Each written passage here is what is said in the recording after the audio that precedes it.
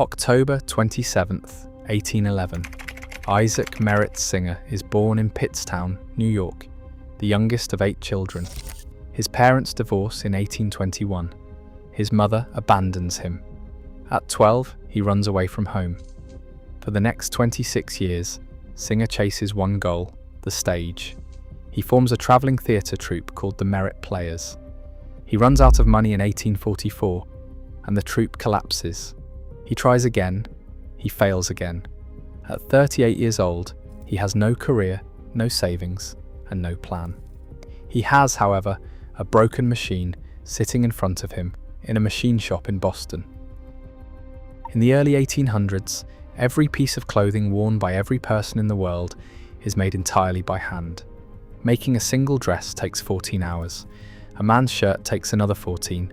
Every stitch is made by hand, by a person, one at a time. For ordinary families, new clothing is expensive enough that most people own fewer than 5 garments. Several inventors try to solve this. In 1790, a British inventor named Thomas Saint patents a machine designed to stitch leather. It never works reliably. In 1830, a French tailor named Barthélemy Timonier builds a working machine and opens a factory with 80 of them.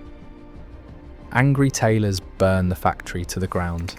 In 1846, an American mechanic named Elias Howe patents the first practical sewing machine in the United States.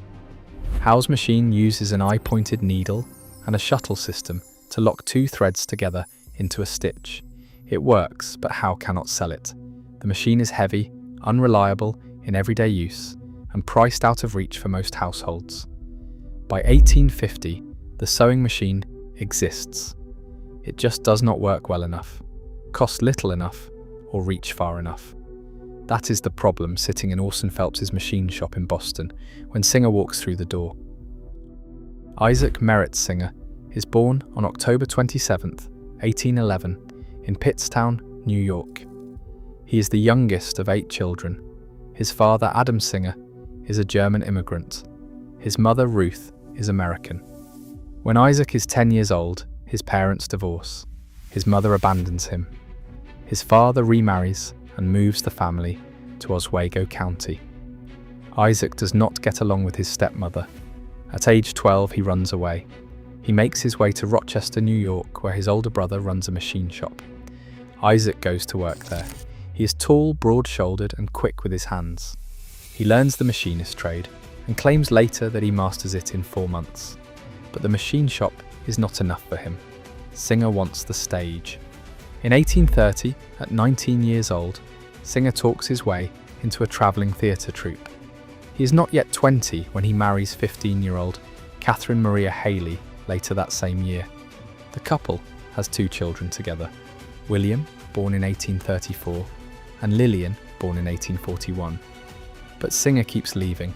He takes theatre work whenever it appears, joining whatever troupe will have him, and moving from town to town across the American Northeast.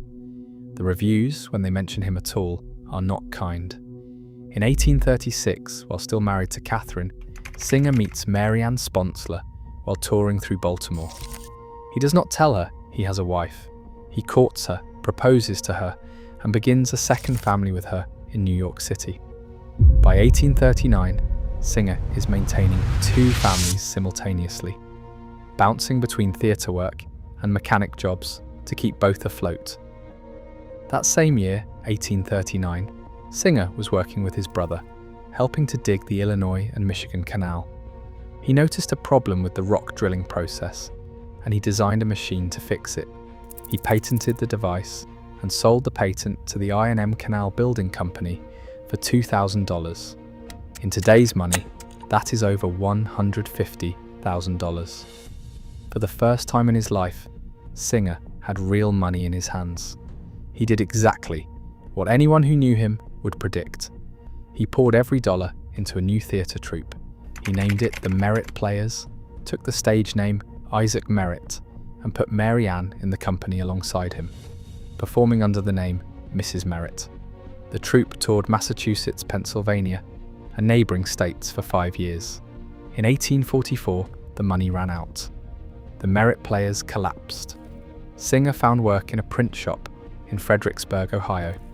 His job was to cut wooden type used for printing posters. He found the work slow and manual, and he immediately began designing a machine to do it faster. He moved to Pittsburgh in 1846. On April 10, 1849, he patented the device, a machine for carving wood and metal. At 38 years old, Singer was convinced this was the invention that would finally make him rich. He packed up Mary Ann and their 8 children and moved back to New York City to sell it. In New York, Singer found a manufacturer named A.B. Taylor who was willing to provide workshop space and funding to build a commercial prototype. The machine was nearly finished when on February 4, 1850, a boiler in the A.B. Taylor building exploded. The blast killed at least 67 people. The building collapsed. Singer's prototype was destroyed. The company was forced to close. Singer had nothing. Again, a Philadelphia publisher named George Zeber had been following Singer's work on the carving machine. Zeber loaned Singer $1,700 to keep the project alive. With that money, Singer travels to Boston in June 1850 to find a new workshop. He lands at the machine shop of a man named Orson C. Phelps at 19 Harvard Place. Phelps's shop is supposed to manufacture sewing machines, specifically a model called the Lero and Blodgett. The problem is the Lero and Blodgett breaks constantly. Phelps spends more time repairing old machines than building new ones. The design uses a curved needle that moves in a complete circle, which jams, skips stitches, and snaps thread without warning. Phelps asks Singer to take a look at it. Singer refuses. He is there to sell a carving machine, not waste time on a sewing machine. But Zeber pushes him, and Phelps pushes him.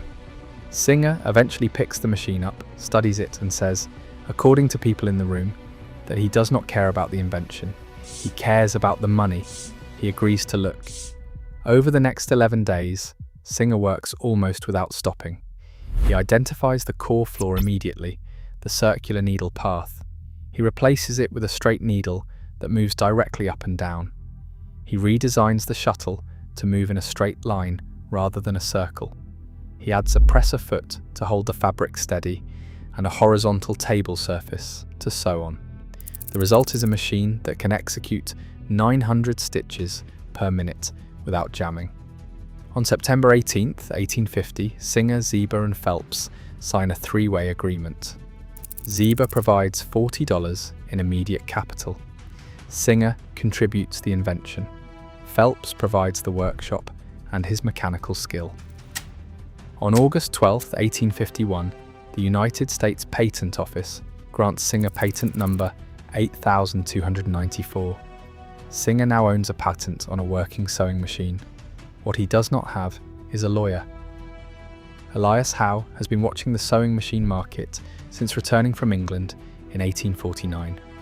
Howe holds US patent number 4750, granted in 1846, covering the eye-pointed needle and the lock-stitch mechanism. He looks at Singer's machine and sees his own patent used without permission.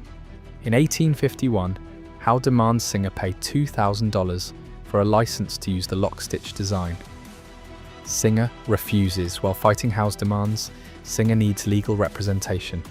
He approaches a New York lawyer named Edward Clark. Clark had previously helped Singer with the paperwork on the wood carving machine patent. Singer cannot afford to pay Clark's fees. Instead, he assigns Clark 3/8 ownership of patent number 8294 in lieu of payment. Clark and Singer co-found I.M. Singer & Company in 1851. From the beginning, the two men hate each other. Clark is disciplined, methodical, and deeply private. Singer is loud, impulsive, and openly maintaining multiple families across New York City. Clark's wife tells him to sell his stake and walk away from what she calls the nasty brute. Clark stays. He can see what Singer cannot, that the machine is worth more than either of them understands yet. Behind the scenes, Clark moves quickly to neutralize Zeber. Zeber falls ill, and Singer tells him, falsely, that the doctor does not expect him to survive. Concerned about the debts attached to his investment, Zeba agrees to sell his stake back. Clark and Singer buy him out for $6,000. Zeba, once he recovers and realizes what happened, spends the rest of his life furious at both men. Going forward, Clark and Singer are equal partners. In 1854, after 3 years of litigation, a federal court rules in Howe's favor. Singer's machine does infringe on Howe's lock-stitch patent. The court orders Singer to pay $15,000 in damages and royalties of $25 for every machine sold going forward. Singer is not the only one paying. By 1854, more than a dozen sewing machine manufacturers are in the same position, all of them using overlapping patents, all of them suing each other. Howe holds the lock stitch. Singer holds improvements to the needle and thread control. Wheeler and Wilson hold the continuous feeding device. Every manufacturer is spending more money on lawyers than on machines. In 1856, a lawyer named Orlando Potter proposes a solution. Potter is the president of a sewing machine company called Grover and Baker. He suggests that the 4 largest patent holders, Howe, Singer, Wheeler and Wilson, and Grover and Baker, pool their patents into a single shared trust. Every manufacturer licenses the full set for a flat fee. Nobody sues anybody. They call it the sewing machine combination. It is the first patent pool in American history. Under the agreement, Howe receives $5 for every machine sold in the United States and $1 for every machine sold abroad. Singer receives cross-licenses to every patent in the pool. The lawsuits stop. The legal fees stop. The money that had been draining into courtrooms is now available for something else entirely. Edward Clark already knows exactly what to do with it. The sewing machine works. That is no longer the problem. The problem in 1856 is this. A Singer sewing machine costs $125. The average American family earns $500 a year. Buying a sewing machine means spending 1/4 of an entire year's income in a single transaction.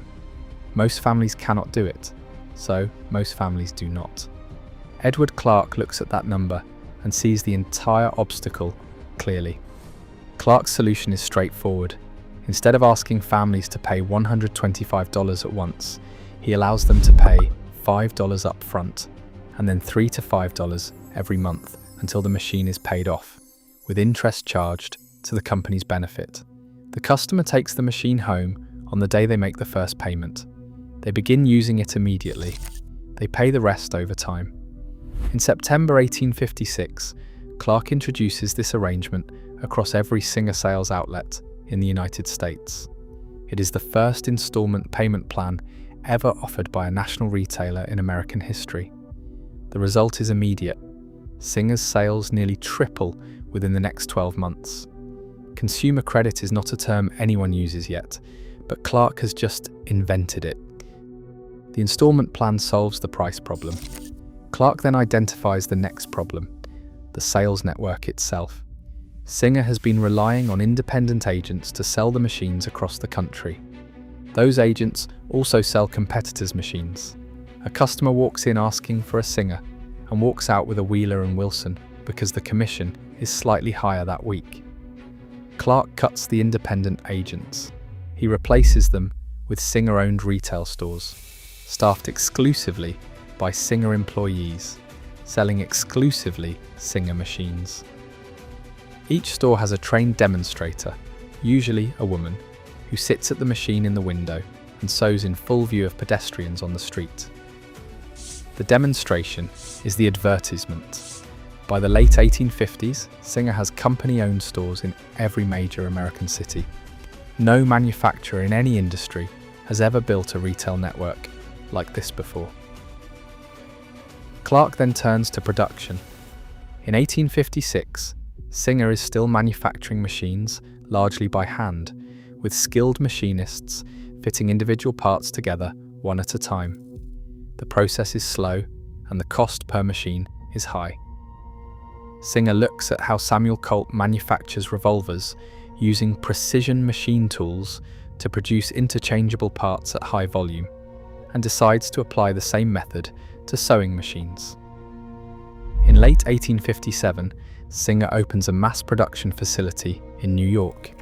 It is the first factory in the world designed to mass produce a consumer product other than a firearm. The facility uses machine tools to cut, shape, and finish identical interchangeable parts that workers assemble in sequence on a production line. The cost per machine drops immediately to just over $10 to manufacture. Singer sells the machine for roughly half the previous retail price, and simultaneously increases the profit margin per unit by 530%. In 1858, Singer opens 3 additional manufacturing plants in New York. Annual unit sales pass 3,000 that year. By 1860, I.M. Singer and Company is the largest sewing machine manufacturer in the world. In July 1863, Clark makes his final move against Singer personally. The two men have been at each other for 12 years. Singer has spent those years conducting a spectacularly public personal life, maintaining multiple households across New York City, fathering children with several women at the same time, and generating the kind of newspaper coverage that makes Clark's business instincts scream. In 1861, Mary Ann Sponsler has Singer arrested for domestic violence.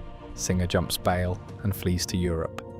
Clark uses the chaos to dissolve the partnership. In 1863, Clark and Singer formally incorporate the Singer Manufacturing Company. The new company holds 22 patents and carries capital assets of $550,000.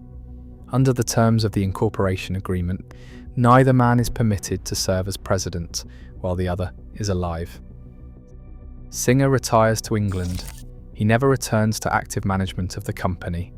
The business Clark now controls is already large. What he builds next is something the world has never seen. Singer begins selling machines internationally in 1855, winning first prize at the Paris World's Fair that same year. European demand grows steadily through the late 1850s. By the mid-1860s, shipping assembled machines from New York to Britain is eating deeply into the profit margin on every European sale. In 1867, Clark authorises the company's first foreign factory. The location is Glasgow, Scotland. The man who selects it is George Ross Mackenzie, Singer's general manager. Mackenzie is Scottish by birth and knows the region well. He identifies 3 advantages. Glasgow's established iron and shipbuilding industries mean a large pool of skilled machinists is already available. The city's global shipping connections make importing raw materials straightforward, and Scottish wages are substantially lower than American wages. Singer sets up a small assembly operation at a rented property on Love Lane, near Queen Street Station. At first, the Glasgow factory only assembles machines from parts shipped over from New York. Within 2 years, demand forces a larger facility. Singer moves to a manufacturing site at James Street in Bridgeton in 1869 and begins producing components locally for the first time. Demand keeps growing. The James Street factory cannot keep pace. In 1881, Singer purchases 46 acres of farmland at Kilbowie, west of Glasgow, with direct connections to road, rail and the River Clyde. Construction of a new factory begins on May 8, 1882. The Kilbowie factory is completed in 1885. Its scale is without precedent. The building covers nearly 1 million square feet. It employs 7,000 workers. It produces an average of 13,000 sewing machines every week. A 200-foot clock tower rises above the central wing, visible for miles. A dedicated railway station is built on the factory grounds in 1907 to transport the workforce from Glasgow and surrounding towns. The Kilbowie factory is, at the time of its completion, the largest sewing machine factory in the world. When Clydebank is incorporated as a municipal burgh in 1886, the town places a sewing machine on its official coat of arms. Singer begins manufacturing in Canada in 1873. Sales offices open in Paris and Rio de Janeiro. By the 1880s, Singer's European factories are exporting machines to Africa. By the early 1900s, Singer is selling in the South Pacific. The company builds its distribution system with the same logic Clark applied to the American market: company-owned offices, company-trained sales agents, and demonstration-based selling in every territory. Singer agents travel to villages across Turkey, India, Russia, and South America, carrying machines on their backs, setting them up in public squares, and sewing in front of whoever stops to watch. By 1900, Singer holds 80% of global sewing machine sales. By the early 1900s, the Kilbowie factory alone produces 1.5 million machines per year, destined for markets across every populated continent. Isaac Singer does not see any of it. Singer spends his final years in England, first in London, and then at a grand estate he commissions in Paynton, Devon, designed to recall the Palace of Versailles. He never finishes it. On July 23, 1875, Singer dies at the age of 63 from an infection affecting his heart and windpipe. He is buried at Torquay Cemetery in Devon. His estate is valued at $13 million. He divides it unevenly among 20 of his living children. Altogether, he fathers 26 children by 5 different women across his lifetime. The company he leaves behind operates in every corner of the world. It has pioneered mass production for consumer goods, invented installment credit, built the first company-owned international retail network, and established manufacturing operations on multiple continents decades before any competitor thinks to try. Historians and economists who study the development of modern business use a specific term for what Singer and Clark build between 1851 and 1900. They call it the first American multinational corporation. Not one of the first, the first. A failed actor with a $40 budget and 11 days in a Boston machine shop builds the commercial architecture the entire modern consumer economy runs on. If you found this story as remarkable as we did, give this video a like and subscribe. It helps us tell more stories like this one.